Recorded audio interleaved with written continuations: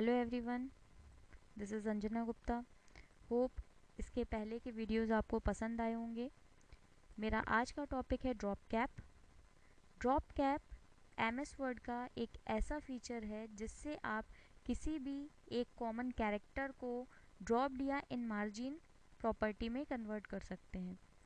Drop cap generally आप लोगों ने देखा होगा, जो इंग्लिश न्यूज़पेपर या मैगजीन्स होते हैं उसमें एक पर्टिकुलर कैरेक्टर को किसी लाइंस के लिए आप उसे मार्जिन में सेट कर सकते हैं। मतलब एक बहुत बड़ा कैरेक्टर हमें दिखाई देता है किसी डॉक्यूमेंट में, वो ड्रॉप कैप होता है।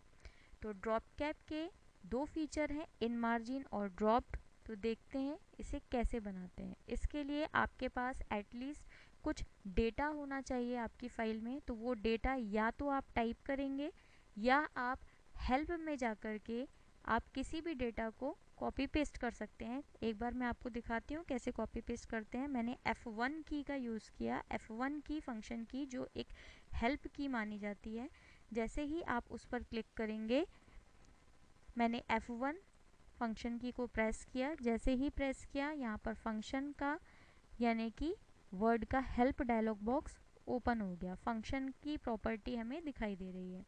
अब यहाँ पर इतने सारे लिंक हैं, आप किसी भी एक लिंक पर जाइए और उस लिंक से रिलेटेड बहुत सारे जो भी डेटा आपके पास सामने स्क्रीन पर दिख रहा है, आप उसे कॉपी कर सकते हैं या सिंपल ड्रैग एंड ड्रॉप की हेल्प से अपने डॉक्यूमेंट में रख सकते हैं।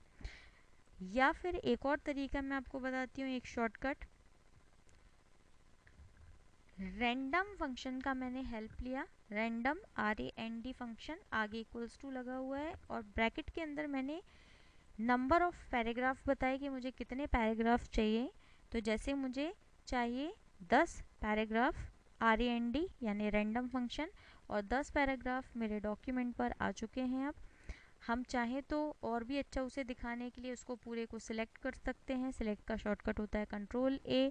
मैं अपने नेक्स्ट वीडियो में जितने भी शॉर्टकट होते हैं वर्ड के वो सारे लेकर के आऊँगी। तो अभी मैंने यहाँ पर इसको सिलेक्ट किया है और यहाँ पर जस्टिफाई किया। जस्टिफाई का शॉर्टकट है Ctrl+J, और हम चाहें तो इसमें स्पेसिंग कर सकते हैं। हमने जैसे 2 लाइन स्पेसिंग मांगी जिसका शॉर्टकट होता है Ctrl+2, पर मैंने इसे 2 लाइन की स्पेसिंग दी जिससे आपको और अच्छे से क्लियरली दिखाई दे।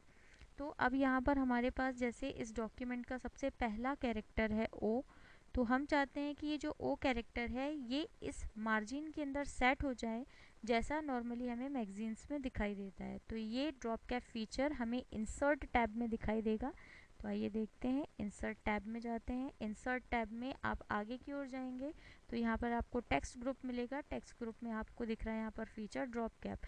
जैसे ही आप इस पर क्लिक करेंगे, यहाँ पर आपको दो फीचर ऑलरेडी दिख रहे हैं, ड्रॉप्ड और इन मार्जिन। अभी मैं इन मार्जिन प्रॉपर्टी का यूज़ करना चाह रही हूँ। आप चाहें तो ड्रॉप कैप ऑप्शन पर जाकर के इसके डायलॉग बॉक्स से भी समझ सकते हैं। अभी यहाँ पर नन है, मतलब कोई भी ड्रॉप कैप ऑप्शन सिलेक्टेड नहीं है। अभी अगर हम यहाँ पर सिलेक्ट कर रहे हैं तो इन मार्जिन सिलेक्ट कर रहे हैं। इसके बाद हम ड्रॉप फीचर भी समझेंगे। इन मार्जिन को जैसे ही आप सिलेक्ट कर रहे हैं, बाय डिफ़ॉल्टेड इसमें आपको 3 लाइन दिखाई दे रही हैं।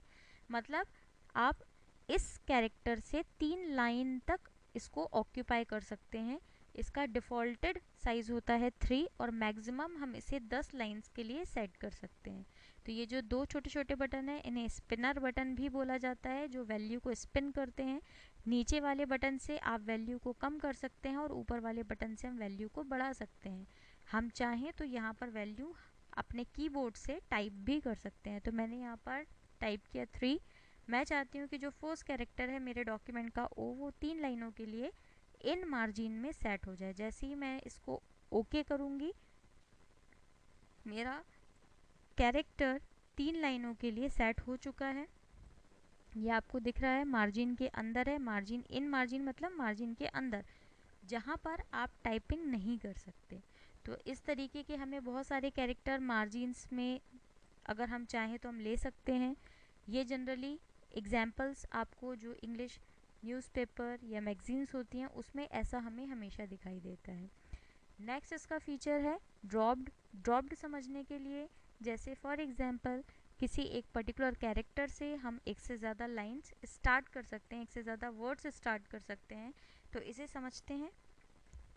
जैसे मैं चाहती हूँ मेरा एक कोई कॉमन कैरेक्टर हो जैसे मैंने यहाँ पर एक कैरेक्टर लिया आई, मैं चाहती हूँ ये जो आई लिखा हुआ है इससे 3 अलग अलग वर्ड्स स्टार्ट किए जा सकें। तो ये कैसे करेंगे, इसके लिए जिस भी वर्ड को आपको, जिस भी कैरेक्टर को ड्रॉप्ड बनाना है आप उसको सिलेक्ट करिए और इंसर्ट टैब के अंदर ही आप ड्रॉप कैप पर जाइए और अब आपको यहाँ पर एक फीचर दिख रहा है ड्रॉप्ड, आप चाहें तो डायरेक्टली यूज़ कर सकते हैं या फिर सेम वही ड्रॉप ऑप्शन में जा कर के ड्रॉप्ड फीचर को सिलेक्ट करके, ये मैग्नीफायर मैंने यूज़ किया था जिससे आपको प्रॉब्लम ना आए ऑप्शंस देखने में। ड्रॉप्ड फीचर को मैंने यहाँ सिलेक्ट किया। डिफ़ॉल्टेड यहाँ पर भी 3 लाइन्स है, हम चाहें तो इसे 10 लाइन्स के लिए भी सेट कर सकते हैं, पर मैं चाहती हूँ इससे 3 वर्ड्स ही स्टार्ट हों। ओके किया तो आई का साइज़ इतना बड़ा हो गया जिससे हम 3 अलग अलग कैरेक्टर्स, 3 अलग अलग वर्ड्स स्टार्ट कर सकते हैं। तो आई के पास जाकर के मैंने फर्स्ट कर्सर रखा अपना और यहाँ पर मेरा फर्स्ट वर्ड है इंडिया।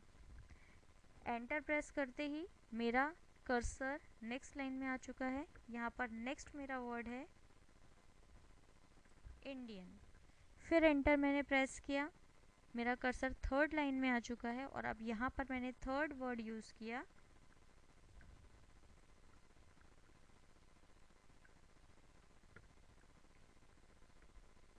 इंडिपेंडेंस।